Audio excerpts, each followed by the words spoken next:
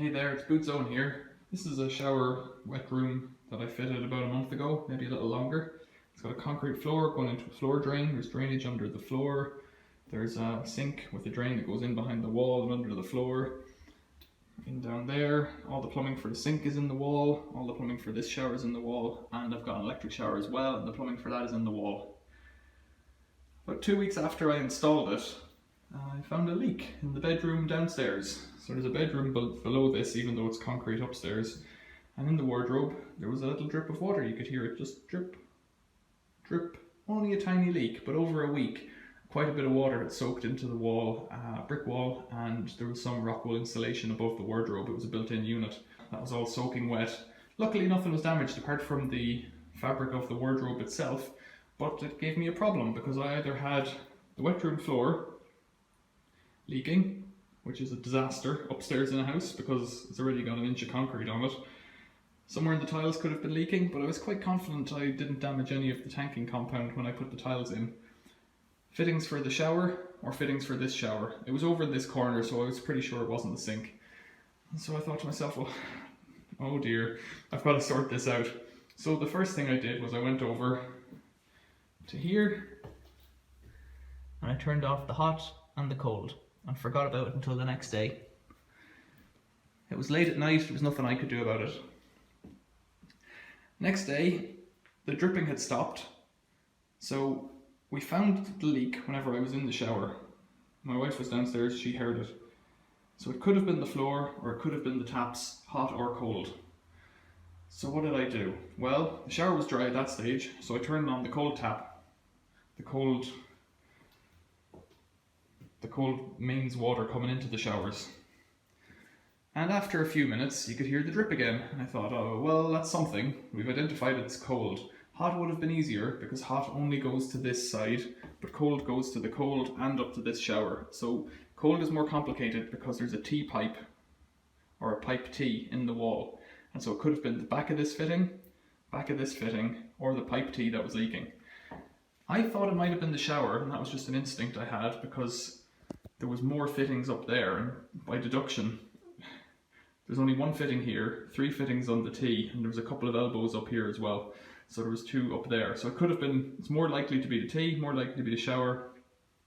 So the first thing I did was, the easiest thing, take the cover off the shower and just see if it's leaking in behind. I hadn't been using that shower, I was using this shower, so if there's any leaks, it might have seen them coming through, or a bit of the tanking compound leaking or something like that. So nothing there. And then I thought, well, what do I do? Well, it's at this point in a job you're stuck, you know? You've got tiles and you've just done them and you've done a nice job, you think, and what are you going to do about it? You've got to take them off somehow. There's waterproofing compound in behind. It's a disaster if you disturb that. Then we've got a layer of wallboard or gypsum board, and then we've got a stud wall, and then behind that stud wall was a brick wall, but it's an internal brick wall. And I thought, well, what's easier? What do I do? How do I get in there? I could see at that point I'd cut a hole in the wardrobe below, and I could see up into about the point where my finger is. The drip was coming from the pipes. So I was confident with the cold water on and the drip coming from the pipes that it was the cold water and not the shower floor, which was a relief, but still an issue. I couldn't come up from below. The fittings are way up here in the wall. I could come in from the front, wreck the tiles, re-tank the wall and just re-tile it over the top. I thought about that. That was one option. And I thought, you know, bricks in an old house, it's quite an old house this, over 100 years old, and it uses a lime mortar. Bricks in a lime mortar house, and even in a concrete house, they're easier to take out and put back than tiles. Tiles are, you know, a finished thing, whereas the bricks, you can just plaster over them and put a bit of paper or paint or something and, you know, make a neat job of it. So let's walk around to the back of this shower and have a look. The rest of the work isn't done. I'm still doing it by degrees, but I was using that shower because I like it. So in this room in here, we've got 2 holes in the wall. I started off up here because I thought it was the shower elbow, like I said, and that's the elbow there. And what I did was I took out a hammer and a big cold chisel, there it is, and just had at it until the brick came out. And you end up just blasting the brick out of it, but you know, it can take it, and you can see there brick wall, stud work, wall board, plumbing, electricity for the shower. And the other issue I had was I put a lot of timber into the stud work so that whenever I was screwing the shower to the wall, I'd have something solid to screw to. Likewise, there's a lot of timber up in the middle of that stud work to take the shower bar that holds the shower. So I looked at that, it was bone dry. One hole made, no results. So I thought, what am I doing next? Well, I took out this brick. And I thought I'll get access to the back of the shower unit down here. And there's two pipes going to the shower, hot and cold. And I wonder if we can see this. Maybe we can. The pipes go up to a nut, like that. And there's a manifold then that goes to the front of the shower. And this is a proprietary unit that sets the pipes the right distance apart in the wall. But the issue was then that coming from behind, I've got this piece of wood, so I can't get at the fittings because they're about that far, about 50 millimeters up there. I can't get a regular spanner on them, so I thought, well, I'm going to have to try a basin wrench.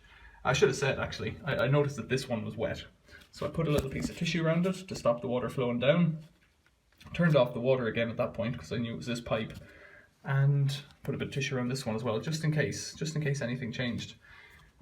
Well, I should also say that before I put the wallboard on, I pressure tested the system and it didn't leak. So at some point something's gone wrong in there and it has leaked. What I used to get access is a basin wrench, and you have to put this up and grip the nut, and then twist it around using the handle at the end, and that'll get access in there. And in the end, it was only half a turn. I started off with a quarter turn and the water kind of stopped dripping, but it stayed damp overnight with the water pressure back on. So I give it another quarter turn and that seems to have done the trick. But to get that spanner in, I had to take out another 2 half bricks so that I could get the spanner in and use it. Bit of a nightmare, but that's what I ended up doing. And so I'm not showing you showing you how I did it in this video. I'm not showing you a load of removal of brickwork and all that kind of thing. But I'm just showing you that this is the level you have to go to if you've got a problem like this. You know, smash out your tiles or smash out your brickwork. And if this was up against the neighbour's house, then you could ask your neighbours, if you get on well with them, can you go through their wall? But it might also be twice as thick with a cavity. So then you'd have to go through the tiles, you know? And the other thing is, if you're in an apartment block and it's all concrete walls or that, absolute nightmare. I got lucky in some ways going through a brick wall, because this room here that we're in is going to be quite a large walk-in wardrobe, and this bit here will be behind a cupboard of some description. So I'll put the bricks or new bricks back in and mortar them into position, but it won't ever be seen. Or I might just put like a timber plate over it and lightly plaster it so that if I ever need to get in there again I can, although I seriously doubt I will. You never know. So that's it. Any questions or comments, leave them below. I'm hoping this has helped you think through your problem, because you've probably come here if you've got a leaking pipe and you can't identify it. The other thing I was attempting to do, I should have said, was to make a small hole up here and then look down, and I tried using my camera phone basically like this, because you can get a bit of a view. You can see down now and I can see the screen on the camera, and you can take some photos, but it wasn't getting a great focus on it.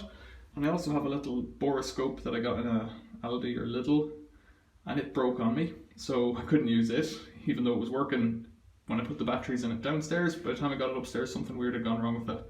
I tried using another boroscope I had that worked off the laptop. It didn't work. So this whole chain of events was happening, and I thought it's actually easier for me to take out the bricks and put them back in than it is to go to the shops and buy a new boroscope.